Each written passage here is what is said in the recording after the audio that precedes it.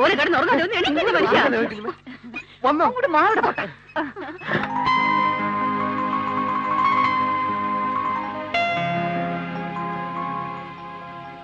എന്താ വക്കീലെ, നന്ദിനിക്കുട്ടി വന്നില്ലേ? അഡ്വക്കേറ്റ് പൗലോസ് മണവാളൻ ഒരു കാര്യം ഏറ്റതാ, പിന്നെ അതിൽ അപ്പീലില്ല.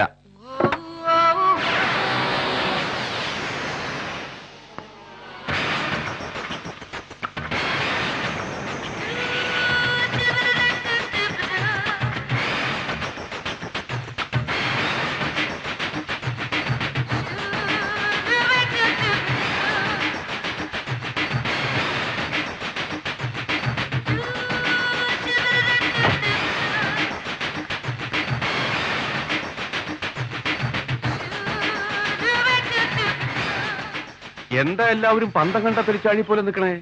ഈശ്വര, വിശ്വസിക്കാനേ കഴിയണില്ല. ഇത് നമ്മുടെ നന്ദിനിക്കുട്ടി തന്നെയാണോ? ഒരു വിശ്വാസക്കുറവും വേണ്ട. കാർത്യായനി കുഞ്ഞമ്മയുടെയും ദേവകി കുഞ്ഞമ്മയുടെയും ഒരേ ഒരു സഹോദരൻ മാധവ മേനോന്റെ ഒരേ ഒരു മകൾ നന്ദിനിക്കുട്ടി തന്നെ ഇത്. അതിന് ഞാൻ ഗ്യാരണ്ടി, ലൈഫ് ടൈം ഗ്യാരണ്ടി. എന്റെ മനസ്സിൽ ഇപ്പോഴും ഇച്ചിരി പോലെ കുട്ടിയാ. കുട്ടി കാനഡയിൽ തന്നെയാണോ വരുന്നത്? എന്താ ശങ്കരമേനെ അങ്ങനെ ഒരു ചോദ്യം? അല്ല, മാനത്തെന്നെങ്ങാനും പൊട്ടി വീണതാണോ എന്നൊരു സംശയം.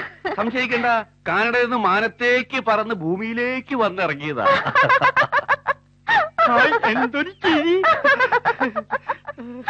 അല്ല, ഇങ്ങനെ വിശേഷങ്ങൾ മുഴുവൻ വാതിക്കെ തന്നെ നിർത്തി ചോദിച്ച് ശ്വാസം മുട്ടിക്കണമെന്നില്ല. നന്ദിനി നീ എവിടെയും പോണില്ല, ഇഷ്ടം പോലെ സമയമുണ്ട്. ഈശ്വര, അതങ്ങ് മറന്നു.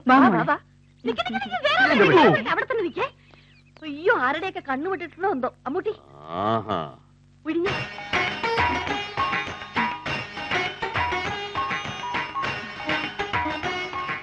എന്നെ ഓർമ്മയുണ്ടോ നന്ദിനിക്ക്? കാർത്തിയാനി അമ്മയുടെ ഡോട്ടർ അമ്മുക്കുട്ടി ചേച്ചി. എന്നെ മനസ്സിലായോ? മീനാക്ഷിയല്ലേ? ഞാൻ വിചാരിച്ചേ കാനഡയിൽ തിരിച്ചു വരുമ്പോഴത്തേക്ക് മലയാളം പോലും ഓർമ്മയുണ്ടാവത്തില്ലെന്ന്. എനിക്ക് എല്ലാവരെയും നല്ല ഓർമ്മയുണ്ട്. ദേവകി അമ്മായി, ശേഖരമ്മാമ, കാർത്യാനി അമ്മായി, ശങ്കരമ്മാമ. അമ്മ ചേച്ചി, പറഞ്ഞ പോലെ രാജേന്ദ്രൻ എവിടെ? അവൻ എന്തോ കാര്യത്തിന് തിരുവനന്തപുരത്ത് പോയിരിക്കുക. അതെന്തൊരു പണിയാ കാണിച്ചത്? നന്ദിനി ഇന്ന് എത്തുമെന്ന് ഞാൻ പറഞ്ഞിരുന്നാണല്ലോ. പുള്ളിക്കാരന്റെ കാര്യമൊന്നും പറയണ്ട. നന്ദിനി വാ.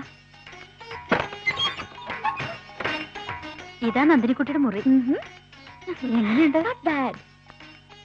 അവിടുത്തെ പോലെ സൗകര്യമൊന്നും ഉണ്ടാവില്ല കേട്ടോ. ഇങ്ങനെ 2-3 പെട്ടി ഗോവണി ഏറ്റാനുണ്ടെങ്കിൽ എന്റെ അടുക്കള കൂട്ടി പോകും കുഞ്ഞ്. ഞാൻ സഹായിക്കാം. വേണ്ട, ഞങ്ങൾ എടുത്തു വെച്ചോളാം. നന്ദിനി ഒന്ന് പോയി കുളിച്ച് ഫ്രഷ് ആകെ. ഓക്കെ.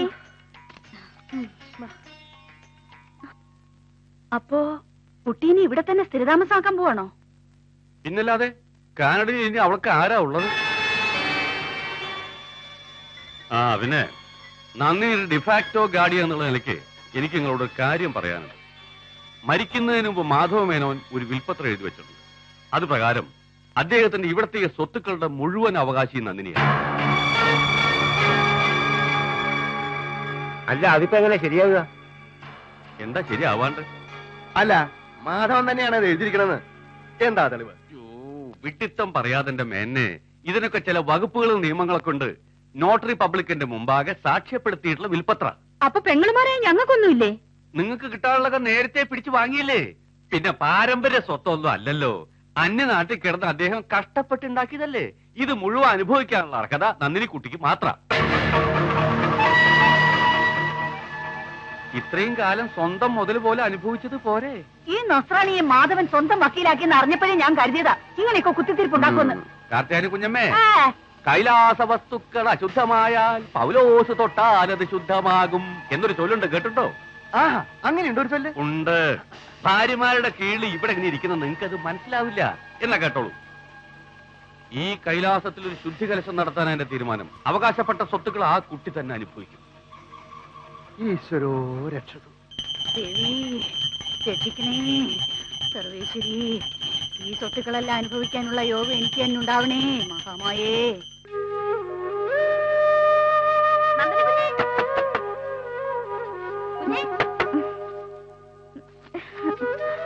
നന്ദിനി കുഞ്ഞേ, നീ വന്ന വഴിക്ക് തന്നെ കാനഡയ്ക്ക് തിരിച്ചു പോയോ? നന്ദിനി കുഞ്ഞേ,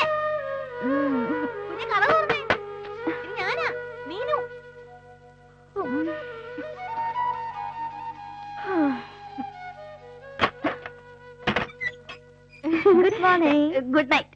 ഒന്ന് മാറുമെന്ന് വെച്ചോട്ടെ.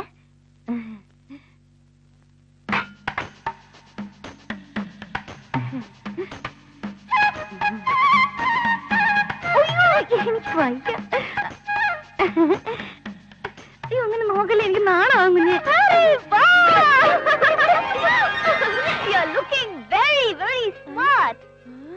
നന്നായിട്ടുണ്ടല്ലേ?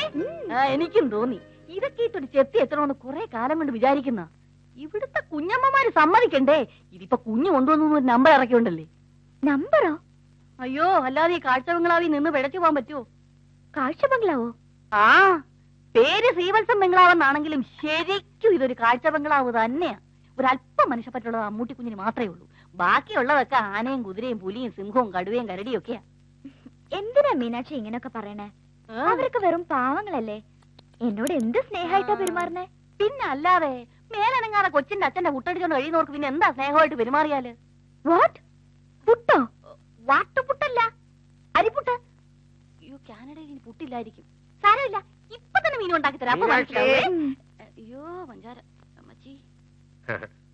മീനാക്ഷി, വാഴപ്പിണ്ടി നീര് റെഡി ആയോ? ഇപ്പൊ കൊണ്ടുവരാങ്ങന്നേ. Hello, good morning uncle. Good morning. ഉറക്കമൊക്കെ സുഖമായിരുന്നോ മോളെ? ഓ യെസ്. മീനാക്ഷി, ഉടനെ കൊണ്ടുവരണേ. ചെന്നാട്ടെ. ഇതാ കുറുക്കൻ. വാഴപ്പിണ്ടി നീരുന്ന ഇപ്പിങ്ങോട്ട് വന്നൊരു സൂത്രമാ. പുള്ളിക്കാരന് രാവിലെ എണീറ്റ് മീനോനോട് എന്തെങ്കിലും കൊച്ചു വർത്താനം പറഞ്ഞാലും ഒരു സമാനം കിട്ടും.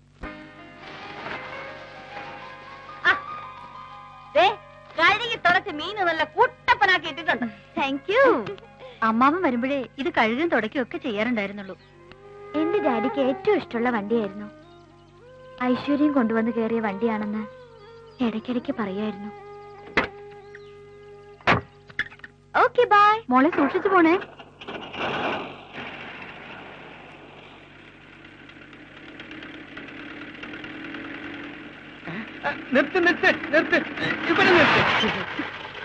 എന്താ മനോഹരേട്ടാ? ഇതൊന്ന് തുറന്നു നോക്കിയേ. എന്താണ് പറയൂ? നോക്ക്.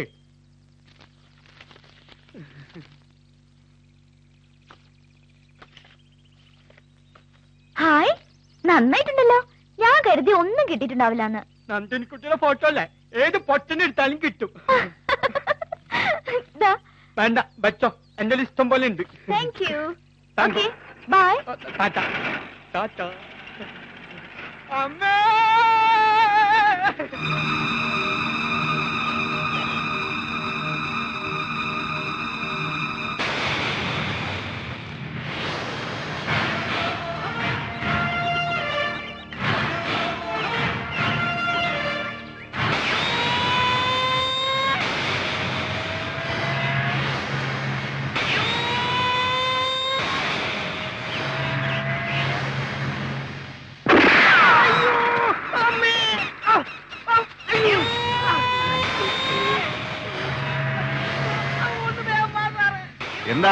എന്താണ് നടന്നത്?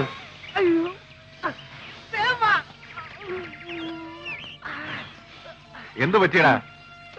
വെടിവെച്ച കേട്ടപ്പോ ചങ്കിനകത്തൊരു കുളത്തിപ്പിടുത്തം. നീ എന്താ ഇങ്ങോട്ട് വന്നത്? ബംഗ്ലാവിൽ കാനഡ കൊച്ചമ്മ വന്നേക്കണ്. കാനഡ കൊച്ചമ്മ? ആ, നമ്മുടെ നന്ദിനി കൊച്ചമ്മ. നമ്മുടെ ഓഫീസിലെ സൂസന്നയോട് ചട്ടിയിലിട്ട് വറുത്ത പോലെ കൂടെ ചോദ്യങ്ങള്. എനിക്കൊന്നും മനസ്സിലായില്ല. നമ്മുടെ എസ്റ്റേറ്റിന്റെ വീതി നീളവും വിസ്തീർണവും എല്ലാം എടുത്തെടുത്ത് ചോദിക്കുന്നുണ്ട്. പിന്നെ സാറിനെ പ്രത്യേകം തിരക്കി. ഓഹോ, അപ്പൊ കണക്കെടുപ്പിന് വന്നതാണ്. കാനഡ ഇങ്ങോട്ട് കാല് കുത്തിയതേ ഉള്ളൂ, അപ്പോഴേക്കും തുടങ്ങിയല്ലേ? കാന്താരി മുളകോളം ഉള്ളെങ്കിലും ആള് ചകഞ്ഞിട്ടില്ല. ഞാൻ നേരിൽ കണ്ടതാണ്. അപ്പൊ ഞാൻ വിചാരിച്ചതുപോലെ തന്നെയായി. ഓക്കെ, ആ വക്കീലിന്റെ പുഷിങ് ആയിരിക്കും. മുളയിലെ നുള്ളിയില്ലെങ്കിൽ പടർന്ന് കയറി ചുറ്റി വരിഞ്ഞ് ശ്വാസം മുട്ടിച്ച് കൊല്ലും. അത് ഉറപ്പാ സാർ. ഒരു കാര്യം ചെയ്യും, ആ പട്ടാളം വാസം ഇങ്ങോട്ട് വരാൻ പറ. അത്രയ്ക്ക് വേണം? വേണം. പോരുമ്പോ പണ്ട് നമ്മൾ റേഞ്ചർക്ക് വെച്ചതുപോലെ ഒരു കെണി കൂടി കരുതിക്കൊള്ളാൻ പറ. എന്റെ അമ്മച്ചി, ഞാൻ തന്നെ പോണോ? പോണം. എന്റെ കർത്താവേ!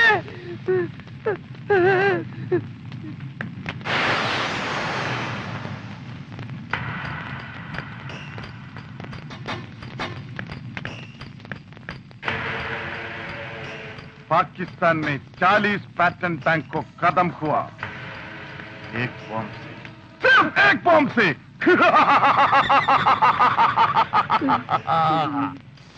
बैंगलोर में शॉपिंग कॉम्प्लेक्स, न्यू दिल्ली में विक्टोरिया फ्लाईओवर, मद्रास में airport. I am a bad man. समझा?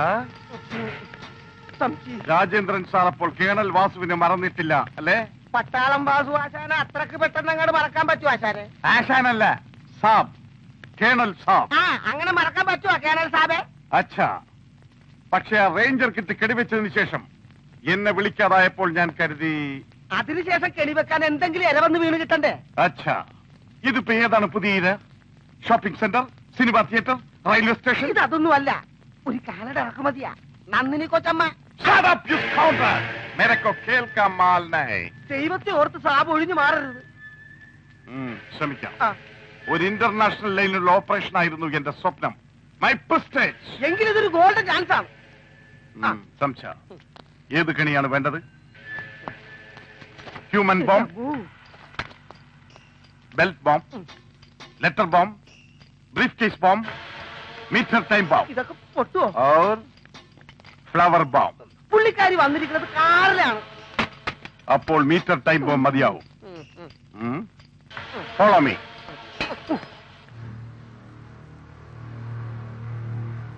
അക്കൗണ്ട്സ് ഒക്കെ അപ് ടു ഡേറ്റ് ആയിരിക്കണമെന്ന് എത്ര തവണ ഞാൻ പറഞ്ഞിട്ടുണ്ട്. ഒരാഴ്ച ഞാനൊന്ന് മാറി നിന്നാ മതി, അപ്പോഴേയും കാര്യങ്ങളൊക്കെ തകരാറിലാക്കും. എന്താ ആരും ഒന്നും മിണ്ടാത്തത്? ഇതൊക്കെ കറക്റ്റ് ചെയ്തെന്ന് തന്നിരി കൊടുക്കും. At least 1 month, sir. ഒരു മാസമോ? No, only 15 days.